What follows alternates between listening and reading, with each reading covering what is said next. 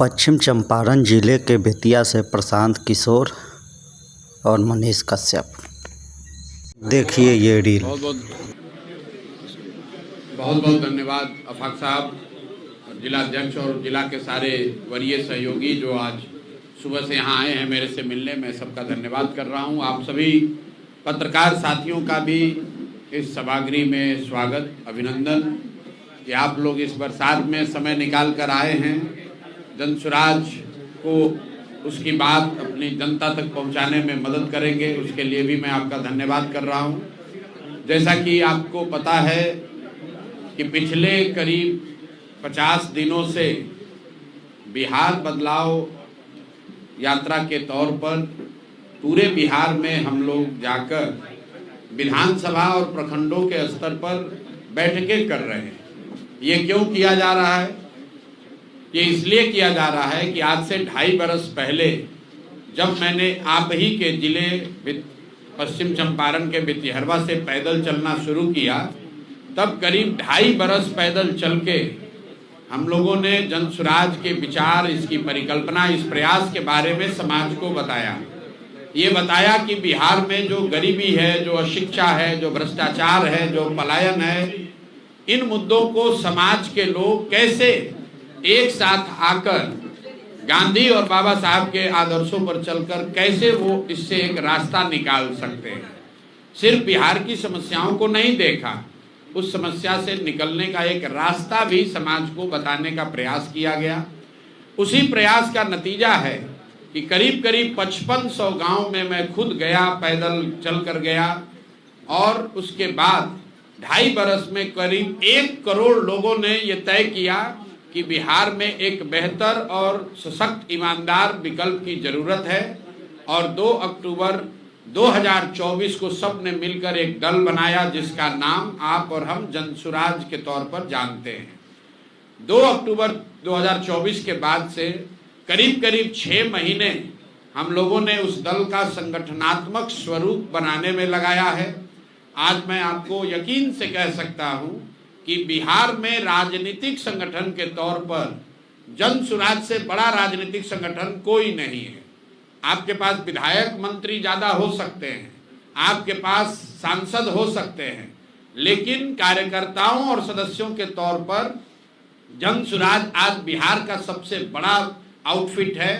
भाजपा का यहाँ दावा है कि उनके करीब करीब 70 लाख प्राथमिक सदस्य हैं। जनसुराज को 1 करोड़ लोगों ने मिलकर बनाया है, और बनाने के बाद हर महीना करीब करीब 3 से 3.5 लाख लोग बजाबता 10 रुपया पैसा देकर हर महीना जनसुराज की प्राथमिक सदस्यता लेते हैं। तो पिछले महीने तक करीब करीब 1.25 करोड़ बिहार के लोग जनसुराज से सीधे तौर पर जुड़े हुए हैं। दूसरी बात, जनसुराज पिछले 30-35 साल में पहला ऐसा दल होने जा रहा है जिसने घोषणा की है कि बिहार को में व्यवस्था परिवर्तन के लिए किसी भी तरह का किसी नेता, किसी दल से गठबंधन नहीं, सिर्फ और सिर्फ बिहार की जनता से गठबंधन। एक ही एजेंडा है, बिहार से पलायन बंद होना चाहिए, बिहार में शिक्षा रोजगार होना चाहिए। ये दल किसी जाति का नहीं है, किसी व्यक्ति का नहीं है, किसी परिवार का नहीं है। आपको ये दिख सकता है कि आज प्रशांत किशोर इसके अगुआ के तौर पर देख रहे हैं, लेकिन मैं आपके सामने दावे के साथ कह रहा हूं कि आप कुछ वर्षों में वो दौर भी देखेंगे जब प्रशांत किशोर से भी काबिल लड़के इसी बिहार के मिट्टी से निकलेंगे, और वो प्रशांत किशोर से ज्यादा नाम, प्रतिष्ठा, इज्जत और जनता का समर्थन जनसुराज के प्लेटफॉर्म के जरिए हासिल करेंगे। यही जनसुराज का उद्देश्य है। बिहार में व्यवस्था परिवर्तन हो, लेकिन वो परिवर्तन किसी परिवार के द्वारा नहीं, किसी जाति, किसी व्यक्ति विशेष के द्वारा नहीं, बिहार के हर उस व्यक्ति के सामूहिक प्रयास से हो जो बिहार में एक नई राजनीतिक व्यवस्था चाहता है, जो ये चाहता है कि आने वाली पीढ़ियों को कोई बिहारी कह के गाली न दे। हम लोग, आपने देखा होगा पिछले 2.5 बरस में मैंने बिहार में एक चीज प्रस्थापित करने की कोशिश की है कि किसी दल का, किसी व्यक्ति का, किसी नेता का नारा नहीं लगाना है। ये बात बहुत लोगों को समझ में नहीं आती है कि मैं जय बिहार, जय जय बिहार क्यों कहलवाता हूं। वो इसलिए कि बिहारी शब्द ही गाली बन गया है। बिहारी कहे जाना अपने आप में शर्म की बात हो गई है। तो ये हम लोग का संकल्प है और हर बिहारी का ये संकल्प होना चाहिए कि जब तक बिहारी कहे जाना गौरव की बात न हो, तब तक बिहार को इस दुर्दशा में पहुंचाने वाले नेताओं का, दल का कभी हम लोग नारा नहीं लगाएंगे। उसमें प्रशांत किशोर भी शामिल है। अगर हम भी पहले सजग हुए होते, हमने भी पहले प्रयास किया होता, तो शायद बिहार की ये दुर्गति नहीं होती। इसीलिए किसी व्यक्ति, किसी दल का नारा नहीं, सिर्फ और सिर्फ अपनी धरती, अपने इस मातृभूमि का नारा लगाते हैं हम लोग। जय बिहार, जय जय बिहार। अब आपके जो सवाल हैं वो आप सवाल कर सकते हैं। बहुत बहुत धन्यवाद। सर, महागठबंधन अभी बिहार में सत्ता में नहीं है, लेकिन कल रोजगार मेला का आयोजन किया है पूरे बापू सभागार में। सर, किस नजरिए से आप देख रहे हैं इस चुनाव पे? बेरोजगार युवा उधर आकर्षित होते हैं या फिर नहीं? मेरे भाई, आकर्षित होना नहीं होना वो बिहार के युवाओं पर छोड़ दीजिए। बिहार का युवा इतना मूर्ख नहीं है जितना कि राजनीतिक दल और आप जैसे कुछ पत्रकार समझते हैं। बिहार का युवा इतना मूर्ख नहीं है। जिस महागठबंधन की आप बात कर रहे हैं, कांग्रेस का बिहार में करीब 40-45 साल शासन रहा। देश का सबसे गरीब और पिछड़ा राज्य बिहार कांग्रेस के राज में बना। जिस महागठबंधन की आप बात कर रहे हैं उसका नेतृत्व लालू जी और तेजस्वी यादव कर रहे हैं। ये लोग पिछले 15 साल, 30-35 साल में 15 साल खुद मुख्यमंत्री रहे। 3 साल तेजस्वी यादव स्वयं से उप मुख्यमंत्री रहे। तो उन्होंने कितने रोजगार दिए हैं, बिहार की क्या दुर्दशा उन्होंने की है, ये प्रशांत किशोर को बताने की जरूरत नहीं है। पूरा समाज जानता है कि लालू जी के कालखंड को जंगल राज कहा गया, और पश्चिम चंपारण से ज्यादा इस बात को कौन जानता है किस दुर्दशा में यहाँ पर लोग रह रहे थे। शायद देश का एकमात्र बस का, पूरे बस का यात्रियों के साथ अपहरण की घटना अगर मुझे ठीक याद है तो इसी जिला में लौरिया के पास हुई थी। क्या उस दौर को आप वापस लाना चाहते हैं? ये रोजगार मेला और कलम बांटना, किसी ने कहा कि तेजस्वी यादव कलम बांट रहे, तो हमने कहा भाई तेजस्वी यादव कलम वाले नहीं, कट्टा वाले नेता हैं। जब तेजस्वी यादव और राजद की सरकार थी तो बिहार की पहचान कट्टा बनाने वाले राज्य के तौर पर होती है थी। अब क्यों कलम बांट रहे हैं हम आपको बता देते हैं। कोई जब आप सुनते हैं कहानी, शेर बूढ़ा हो जाता है, शिकार करने की क्षमता खत्म हो जाती है, तो सुने न सोना का कंगन दिखाता था। उसी तरह तेजस्वी यादव जैसे लोग कलम दिखाकर लोगों को भ्रमित करना चाहते हैं ताकि आप फंसिए।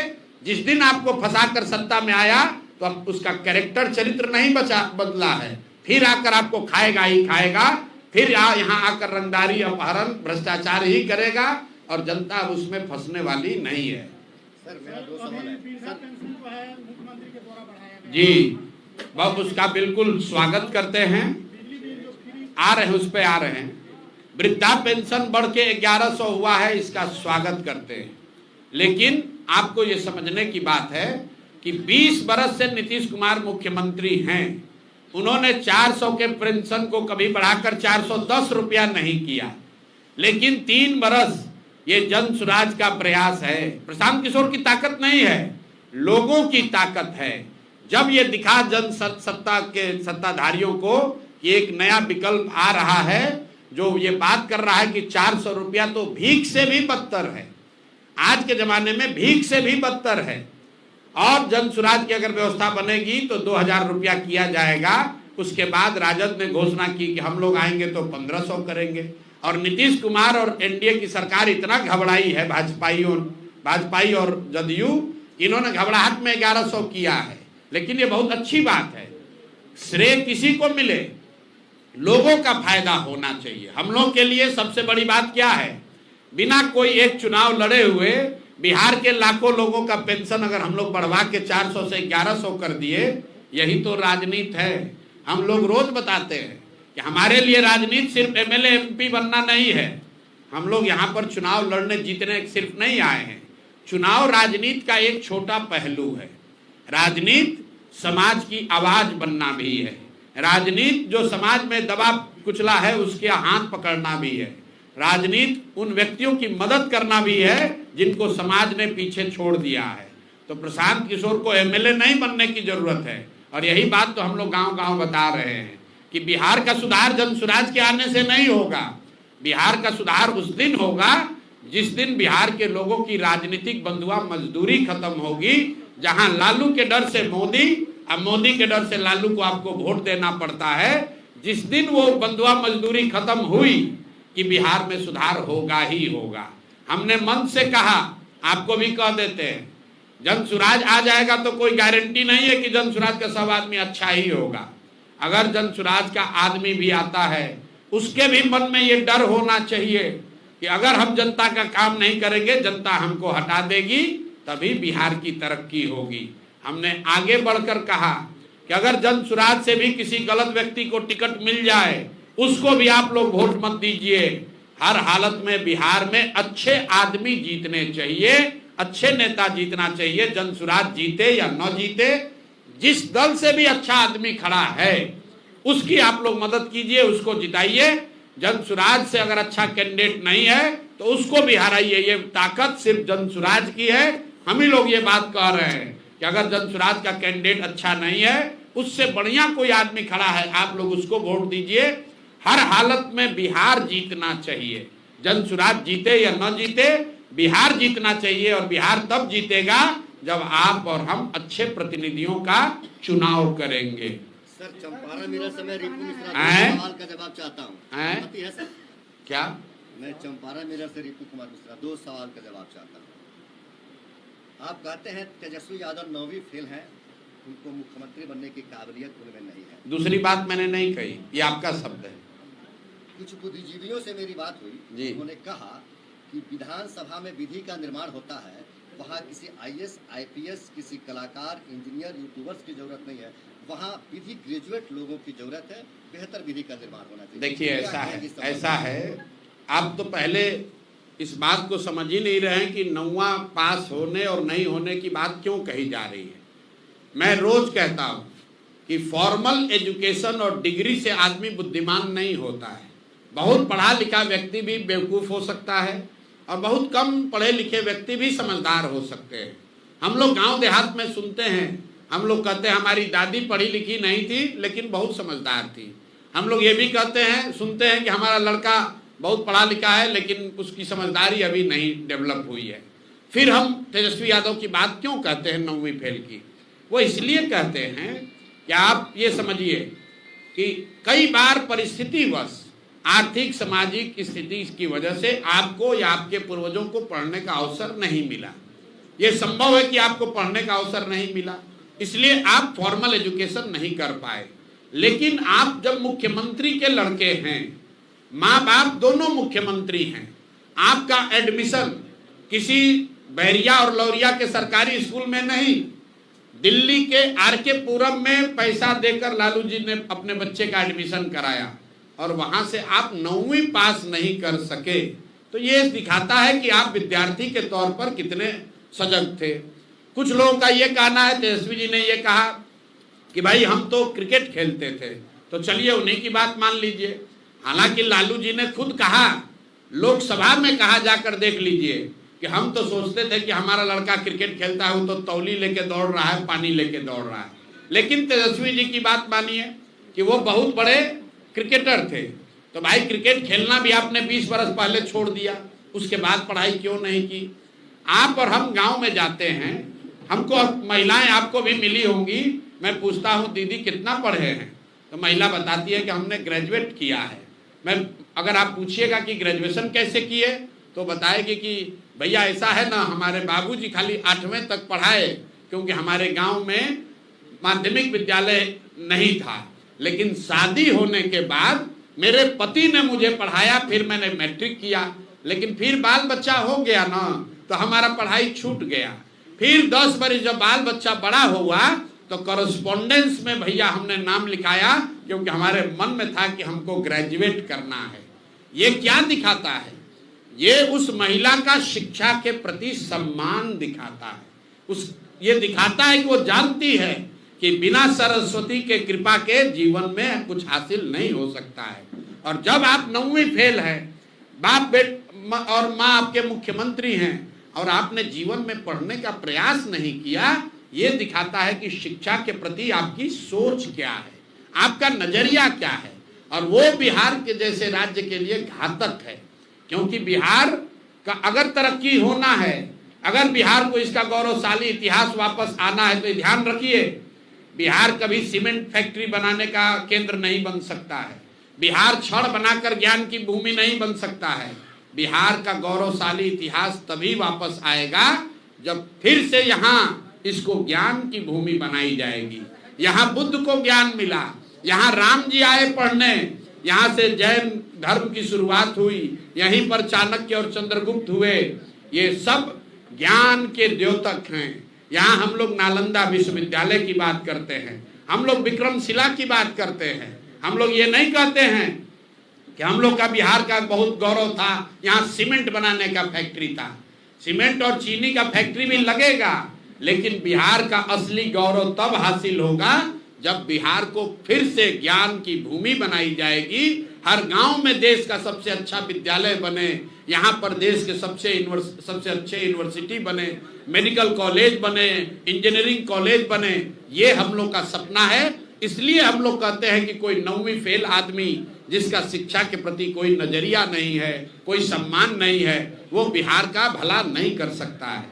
एक दूसरा सवाल है प्रधानमंत्री मोदी जी का आगमन हुआ था, राजनीतिक सभाएं शुरू हो गई है जी, सभा के दिन स्कूल को बंद कर दिया जा रहा है, इसको लेकर अब मेरे भाई आपने प्रश्न में ही बता दिया कि जिस दिन आप सभा करने आए हैं उस दिन बच्चों को आप उनका क्लास बंद करा रहे हैं। देखिए, मैं अभी कुछ दिनों से बता रहा हूं, जितने आप लोग पढ़े लिखे समझदार लोग हैं बिहार में, आप जरा देखिए कि मोदी जी देश के प्रधानमंत्री हैं, वो गुजरात के भी प्रधानमंत्री हैं और वो बिहार के भी प्रधानमंत्री हैं। आप लोग से मेरा आग्रह है कि आप मोदी जी का भाषण गुजरात में सुनिए। गुजरात में मोदी जी जाते हैं तो वो बताते हैं कि जब 75 साल का गुजरात होगा तो वो कैसा दिखेगा, वहाँ शिक्षा कैसी होगी, वहाँ उद्योग कैसा होगा, वहाँ कृषि कैसी होगी। इसकी प्लानिंग, इसकी योजना अभी से बननी चाहिए। जब मोदी जी गुजरात जाते हैं तो बताते हैं कि सौर ऊर्जा का सबसे बड़ा केंद्र भी गुजरात में बनेगा।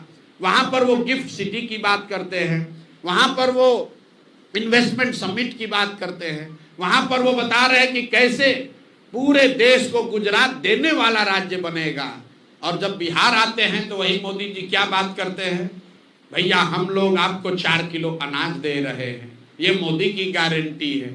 उन्होंने बताया हम एक नया ट्रेन चालू कर रहे हैं ताकि श्रमिक परिवार के बच्चे यहाँ से गुजरात आराम से जा सकें। ये देखिए कितना बड़ा आपके हमारे मुंह पर चमाटा है। और आप लोग भी लिख रहे हैं कि मोदी जी की नई सौगात, नया वंदे भारत ट्रेन खुलेगा, ट्रेन में 2 नई बोगी लगाई जाएगी।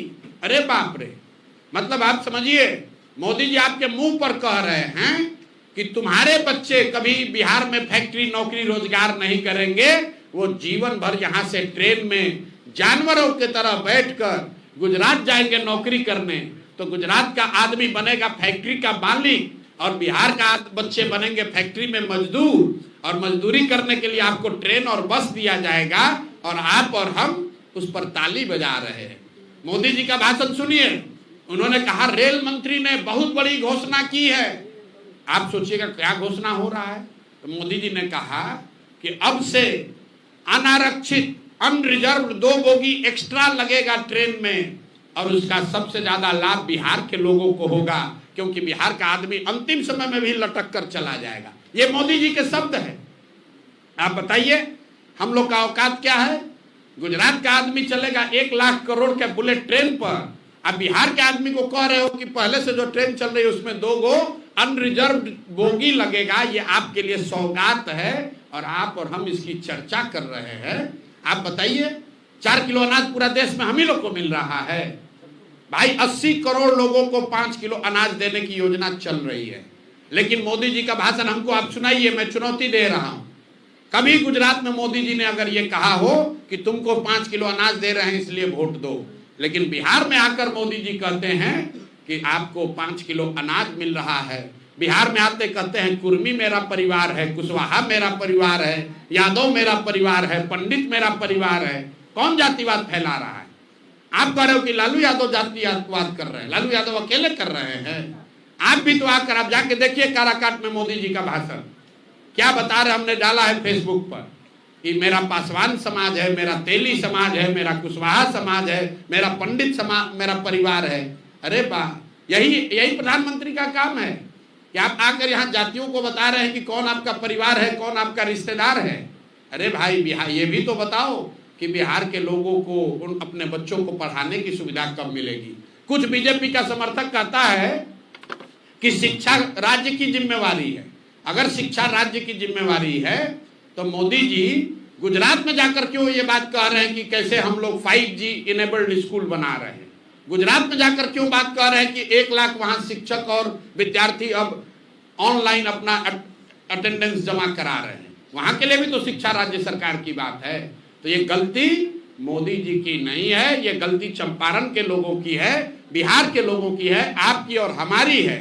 हम लोगों ने अपना भाव इतना गिरा लिया है कि कोई नेता आता है, कहता है 4 किलो अनाज दे रहे हैं, हम लोग उसी पर वोट दिए जा रहे हैं। इसीलिए ये दुर्दशा है।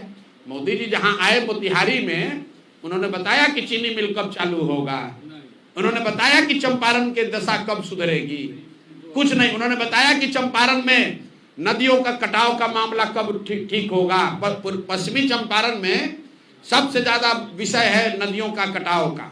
गंडक के वजह से कितने गांव, कितने पंचायत डूबे हुए हैं, हर साल डूबते हैं। बाढ़ आता है, नदियां गांव का गांव बहा कर लेकर चली जाती हैं। आप चलिए, लोग कहता है यहाँ जात का राजनीति होता है। आप चलिए हमारे साथ जोगापट्टी, आप चलिए चौमुखा, यहाँ का सबसे बड़ा गांव है, आप में से कुछ लोग जानते होंगे। 20,000 से ज्यादा यादव समाज के लोग वहां रहते हैं।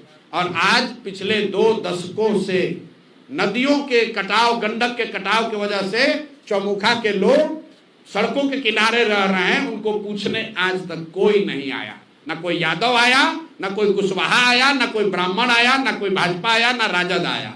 मेरे भाई, जात की राजनीति नेता नहीं कर रहा है।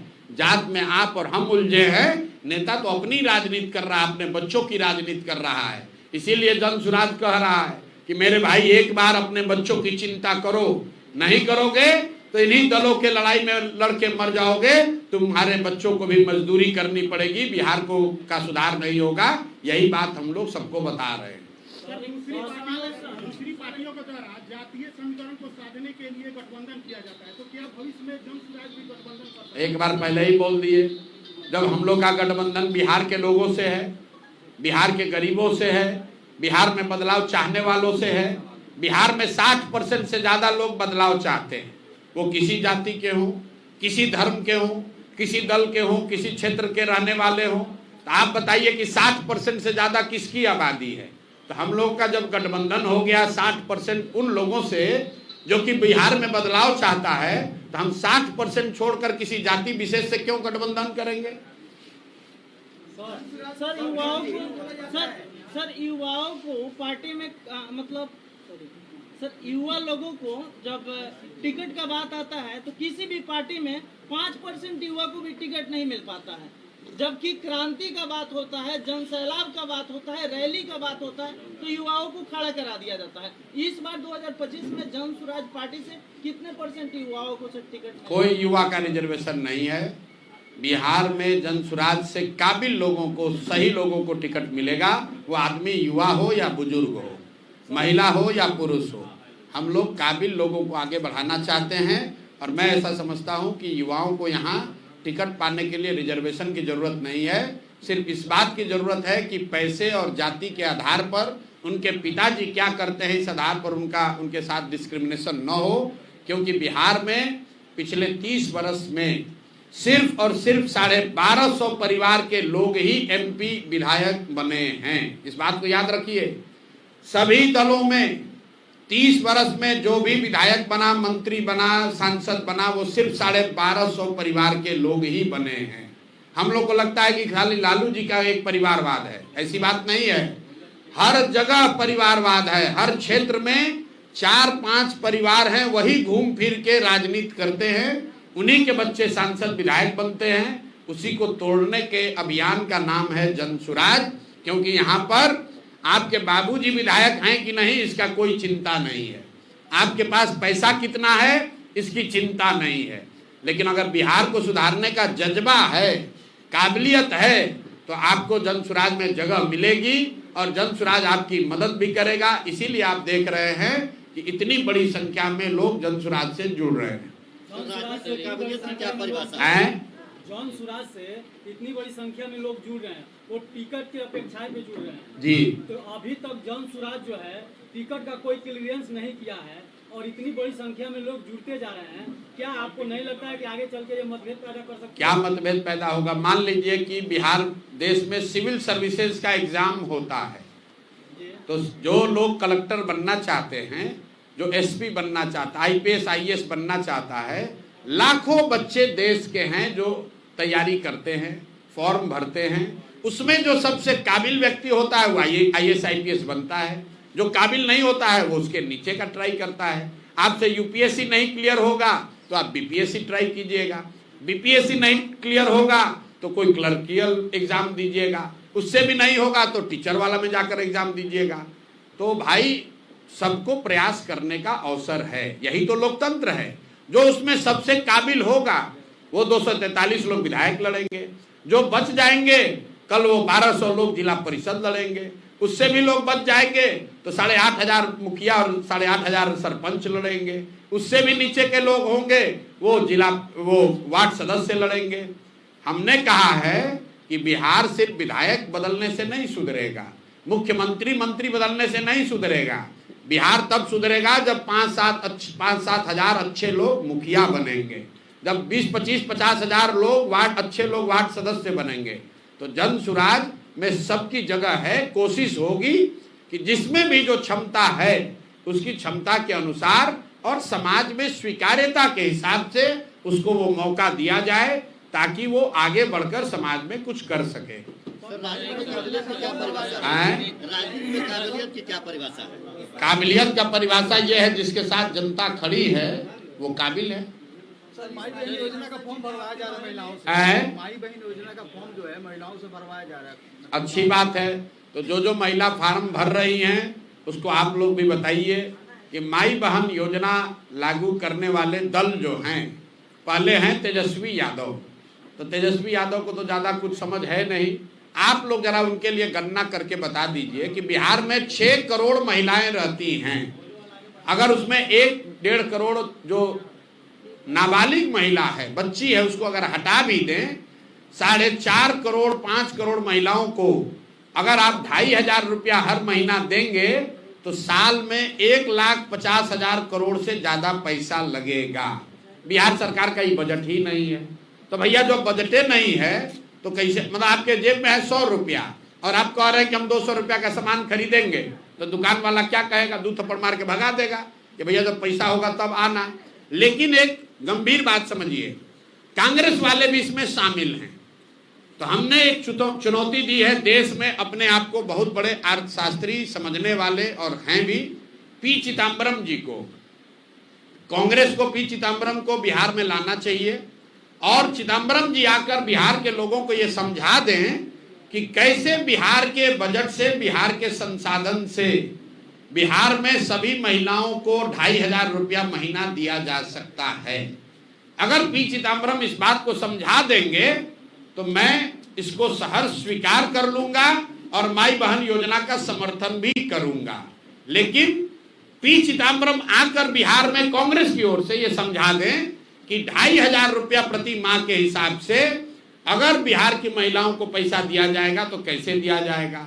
साथ ही महोदय को खाली एक ही बात बताना है, राहुल गांधी भी रोज रोज आ रहे हैं, आप लोग जरा पूछिए कि अक्सर आप बिहार की महिलाओं पर इतना काहे फोकस है? कर्नाटक में आपकी सरकार है, तेलंगाना और हिमाचल में भी कांग्रेस की सरकार है। अगर आप इतना ही ज्ञानी हैं तो कर्नाटक, तेलंगाना और हिमाचल तीनों राज्य बिहार से ज्यादा धनी राज्य हैं, तो वहां पर महिलाओं को 2,500 रुपया आप क्यों नहीं दे रहे हो भाई? ये तो यक्ष प्रश्न है भाई। कर्नाटक में महिलाओं को 2,500 रुपया क्यों नहीं दिया जा रहा है? तेलंगाना में क्यों नहीं दे रहे हो? हिमाचल में क्यों नहीं दे रहे हो? बिहार में क्यों ये घोषणा कर रहे हो? बिहार में इसलिए कर रहे हो कि वही बात है, बूढ़ा शेर कंदम दिखाकर किसी को जाल में फंसाना चाहता है। क्योंकि बिहार का बजट है 3.25 लाख करोड़, उसमें योजनाओं के लिए उपलब्ध है 1 लाख करोड़, और भाई साहब लोग बता रहे हैं कि 1.5 लाख करोड़ रुपया हर साल महिलाओं को दे देंगे। आपने कांग्रेस का ऐड देखा होगा, विज्ञापन देखे होंगे, तो ऑलरेडी उसमें लिखा हुआ है जरूरतमंद महिला। जरा इसको आप लोग ध्यान नहीं दे रहे। ये कांग्रेस के लोग इतने बुर्बक नहीं हैं, 50 साल देश को टोपी पहना के शासन किया है। ऑलरेडी उस विज्ञापन में लिखा है जरूरतमंद महिलाओं को 2500 रुपया दिया जाएगा। तो पहले आपस में तय कर लो कि सभी महिला को दिया जाएगा, जरूरतमंद महिलाओं को दिया जाएगा। और अगर आप कह रहे हो जरूरतमंद, तो कौन है जरूरतमंद और कौन नहीं है जरूरतमंद, ये बता दो भाई। सर एक चीज है कल के यहाँ के स्थानीय सांसद जी ने आप पर एक लंबा लेख लिखा है। कौन?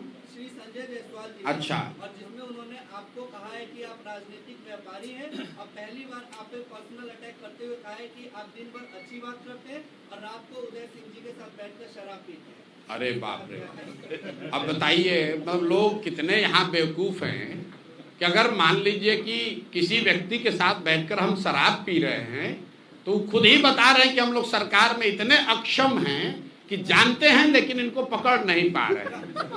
कितना बेवकूफ है ये नहीं समझ पा रहा हूं मैं। अरे भाई, अपना बेवकूफी का मेडल खुद ही अपने सीने पे लगा रहे हो। आप बताइए कि शराबबंदी है और संजय जायसवाल जी को तथाकथित तौर पर यह पता है कि हम शराब पी रहे हैं, तब तो सबसे आसान यही है, हमको पकड़ लो भाई, पकड़ लो, हमको बेनकाब कर दो। अब आ जाइए कि संजय जायसवाल ने लेख क्यों लिखा है। तो क्रिकेट आप लोग देखते हैं, क्रिकेट में जब बैट्समैन घायल हो जाता है तो दौड़ने के लिए, रन लेने के लिए एक रनर बुलाता है। रनर बुलाने का एक नियम है, जो पहले से आउट होके चला जाता है वो बनकर आता है रनर। क्रिकेट देखते हैं ना, तो जिसको अभी आगे बैटिंग करने आना है वो नहीं आता है रनर के तौर पर, जो आउट होके चला जाता है उसको बुलाता है, जाओ अब वो आदमी थोड़ा घायल हो गया है बैट्समैन, रनर के तौर पर दौड़ो। तो संजय जायसवाल वही आउट हुए बैट्समैन पहले अध्यक्ष थे, भाजपा ने हटा दिया। यही हटाया किस लिए था? यही फेसबुक पर लेख लिखने के चक्कर में रोज लिखते थे कि हम जदयू को तोड़ने वाले हैं, तो भाजपा वाला इन्हीं को तोड़ के हटा दिया। अब इनके जो बड़े भाई हैं दिलीप जायसवाल, राजनीतिक तौर पर बड़े भाई, उन पर अभी हुई है गोलाबारी, राजनीतिक गोलाबारी। अब बेचारे आहत होकर गिरे हुए हैं, 15 दिन से उनको जवाब नहीं सूझ रहा है। ये नहीं बता रहे हैं कि सिखों के कॉलेज को किशनगंज में कब्जा किए हो कि नहीं किए हो, इसका जवाब नहीं दिया। कह रहा है ऊपर भगवान है। भगवान आपके लिए तो हमारे लिए भी है, भगवान आपके लिए है तो उसके लिए भी है जिसका कॉलेज आप कब्जा किए हैं। तो इन लोगों ने अभी तक ये नहीं बताया कि दिलीप जायसवाल ने सिखों के कॉलेज को अवैध तौर पर कब्जा किया है कि नहीं किया है। इन लोगों ने ये नहीं बताया कि जो 2 महिला प्रेस के सामने आकर कह रही है कि दिलीप जायसवाल ने हमारे बच्चे राजेश, हमारे भाई, हमारे बच्चे का कत्ल कराया है, उस पर इन्होंने जवाब नहीं दिया। तो पीछे से ही रनर बनकर उतरे हैं दिलीप जायसवाल, संजय जायसवाल। तो भैया इनको क्रिकेट का नियम मालूम है कि जब बैट्समैन आउट होगा तो रनर को भी उसके साथ पवेलियन वापस जाना पड़ेगा। तो बेकार लपेटे में आ जाएंगे, ज्यादा उछलना नहीं चाहिए। फेसबुक पर लिखना जो है वो अपने नहीं लिखते होंगे, कोई अपने असिस्टेंट से लिखवाए होंगे, इतना उनको हिंदी का ज्ञान नहीं है कि उतना लिख पाए। और ज्यादा अगर उनको परेशानी हो रही है तब बेतिया में उनके कर्म और कुकर्मों की चर्चा हम पदयात्रा होते हुए बहुत सुने हैं उनके पेट्रोल पंप के बारे में, ये भी सुने हैं कि उनका यहाँ नर्सिंग होम कैसे चलता है और क्या होता है। तो ज्यादा ना उलझें, नहीं तो दिलीप जायसवाल का तो अभी जवाब दे नहीं पा रहे हैं, अब भी उलझ जाइएगा। तो अभी उनको हम छोड़ रहे हैं क्योंकि रनर हैं, अगर बैटिंग करने आ जाएंगे तो इनका उपाय कायदे से किया जाएगा। ये प्रशांत किशोर है, किसी से डरता नहीं है, इनके जैसा कितने आए और कितने गए।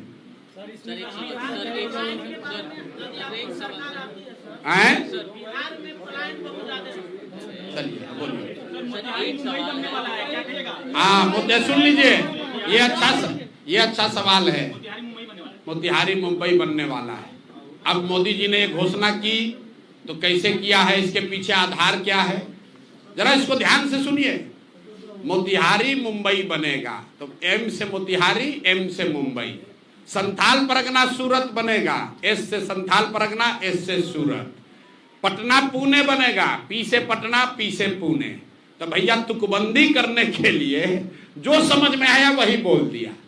मोतिहारी मुंबई बनेगा, पटना पुणे बनेगा, संथाल परगना सूरत बनेगा, एस से संथाल परगना, एस से सूरत, पी से पटना, पी से। तो किसी ने भाषण लिखने वाला कहा देखिए यही मिलान ठीक है, वरना पटना और पुणे का कोई लेना देना नहीं है। संथाल परगना सूरत से क्यों बनना चाहिए, वो मुंबई क्यों नहीं बनना चाहिए, ये कोई नहीं पूछ रहा है। भाई मोतिहारी मुंबई क्यों बनना चाहिए, दिल्ली जैसा क्यों नहीं बनना चाहिए, क्योटो और वाराणसी जैसा क्यों नहीं बनना चाहिए। तो यही तुकबंदी है, मोदी जी इसी के लिए जाने जाते हैं। तो एम से मोतिहारी, एम से मुंबई। अब जितने लोग हैं वो अब डी से ड्रीम अपना सपना देखते रहे, एस से सपना देखते रहे और मोदी जी को 2-4 बार और जिताते रहे। जैसे चीनी मिल चालू हो गया वैसे मुंबई बनने वाला है, मोतिहारी। आप भी और हम भी जाएंगे। अब ये बताइए, मुंबई के किनारे तो सागर है, सब बात तो ठीक है, यही हम भी कल से सोच रहे हैं कि मोदी जी समुद्र भी ले आएंगे क्या मोतिहारी के पास। अरे भाई उन्हीं लोग कहता है मोदी है तो मुमकिन है, तो ये भी संभव है कि मोदी जी समुद्र उठा कर ले आए मोतिहारी के पास और हम लोग वहां पर बीच पर घूमेंगे, बड़ा बढ़िया लगेगा। भाई जल्दी कीजिए, हम लोग भी चाहते हैं, वो हो जाएगा तो हम भी भाजपा का वोटर बन के भाजपा को वोट देंगे। हम भी एगो घर और खरीद के अपना मुंबई